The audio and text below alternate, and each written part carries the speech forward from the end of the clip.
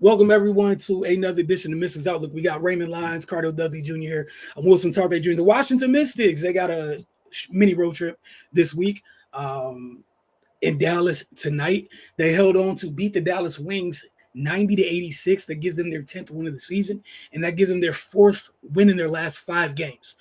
They lost their last game. They rebounded from this one with the win. Prior to that loss, they reeled off 3 straight. We've been talking on this program and on the Focus and with Ray's segment most of the season, talking about despite everything that's been going on, where they stand. Ray, you mentioned a little bit earlier tonight, they had a chance to make up some ground. So your thoughts after them holding on to this 90-86, leaving Dallas with this 90-86 win? Sure, they allergic to making it easy, man. they had a healthy lead coming down the stretch, but man, Dallas came roaring back. But hey, a win is a win. I'm definitely going to take it.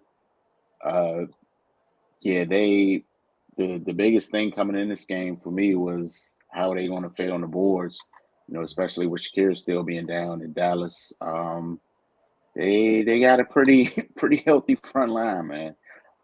Between Tierra McCowan and Kalani Brown coming off the bench, then of course Natasha Howard and Satu Sabali. That's a lot to deal with. The Mystics they got out rebounded, but they fought. They threw a lot of bodies at them, and they made it tough. And that's really all you can ask from them in that position. With their efficiency everywhere else, they were able to come away with the win. Emily Ainsley, I mean, she's been taking advantage of her opportunities as she's got them throughout the season, and she definitely showed up tonight. So yeah, man, they did themselves a big favor, and it looks like the other teams they need to lose are in the process of losing. I mean, those games are still early, but yeah, it looks like things could possibly go the Mystics' way in a big way tonight. So they did their part, and that's all you can ask, man. Kudos to them. They just keep handling business down the stretch, then we could see the chips fall their way. Cardell? Yeah, the bench, Mystics reserves, specifically Emily Ainsler and Shatori Walker-Kimbrough, combining for 30 points off the bench, 13 rebounds. They were huge. The Mystics bench outscored the Wings bench 50-13. 50-13. That's a hell of a margin in any capacity for in the statistical side of things, man. And they needed it, and also Van Loo woke up. She donut in the loss of the Suns. You can't have your starting point guard not score at all. You know what I'm saying? Unless they just having a hell of a game dishing out the rock, which she wasn't. You can't have that happen. She rebounded as well. Made a fair impact with her game. 11 points, 4 assists, 3 rebounds. 40% shooting.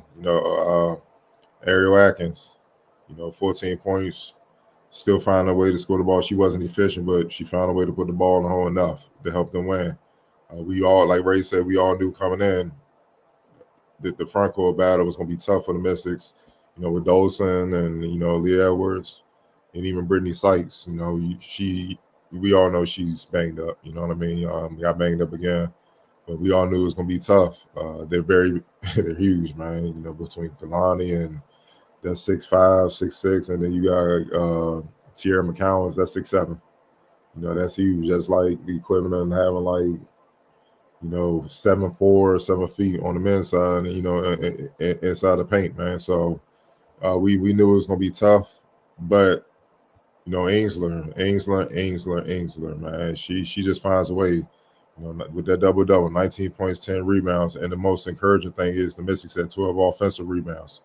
You know what I mean? So they was down there fighting. They just ain't allow the Wings to just bully them. They had to earn everything. Even though the Wings won the points in the paint, 48-24, the Mystics were down there competing best they could. And another thing that helped the Mystics' case to pull out this win was they only committed, they only turned it over, 11 times. So you didn't give them too many chances to beat you on top of that. So the only real advantage that the Wings had was their size and, scoring their side or something, because the Messi just couldn't match up. I feel like they did a great job on Sabali and Ogbowale. Those were the two I was most worried about. Like, they go off, it's gonna be tough. And Natasha Howard, Natasha Howard, she had 14, but she was 7 to 18 from the field. Sabali had 12 and 8 and 5, but she was 3-11 from the field. And Ogbowale had 21, but she was 7 to 17. They were inefficient, even though they put up some decent numbers. And like Tierra McCallum was the one constant, 20 and 13.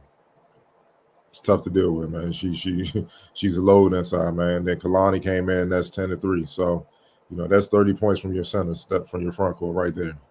So all in all, man, the Mystics, they found a way. They fought. Bench came up, hit key threes when they needed it. Gave us a scare at the end. The damn turnover by Van Loo almost made me shut my computer off for the night. But I held strong.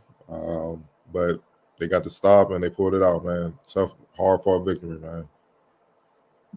Yeah, like you said, they checked some of the boxes in terms of the little things they had to do to help them. That went a long way.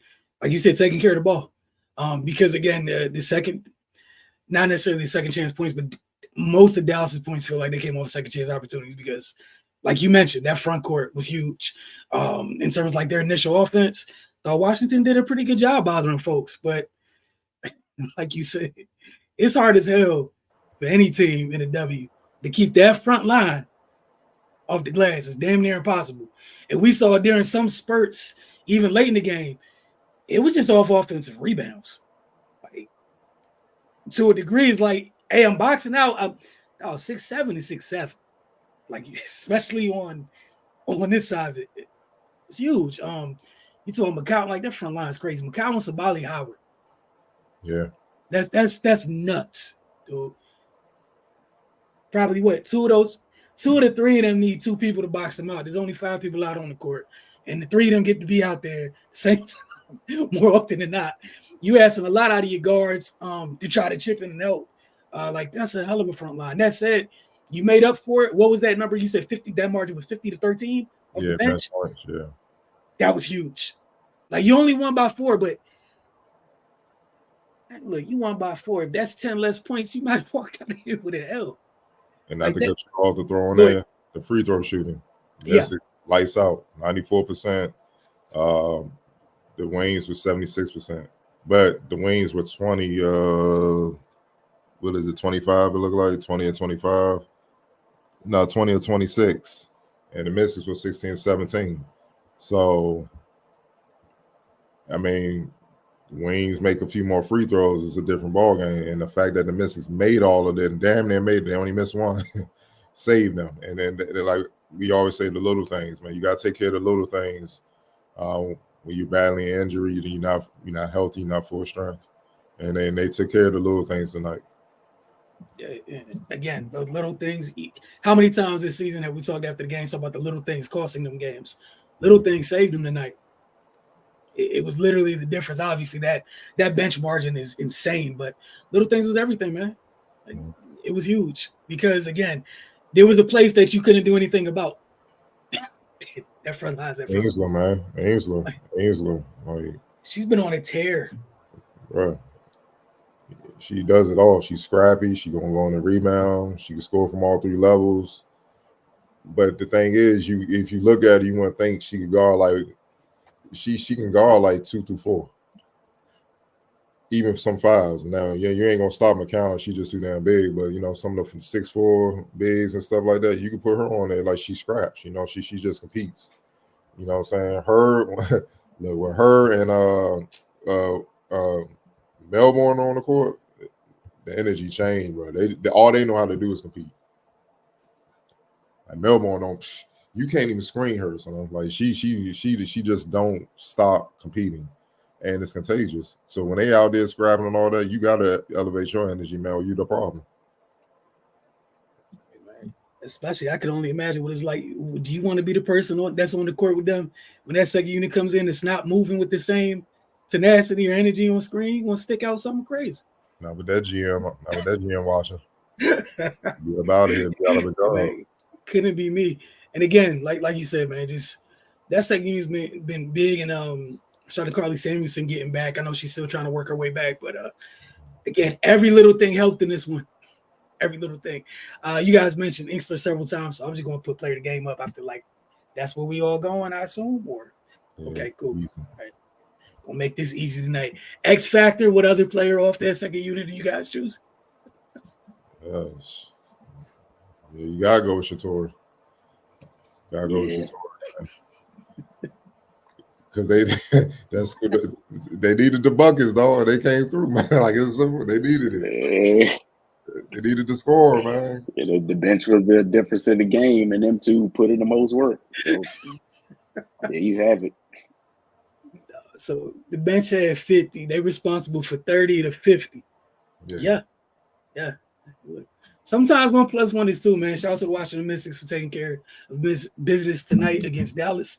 That gives them their 10th win. We'll see how things shake out a little bit later tonight in terms of the standings.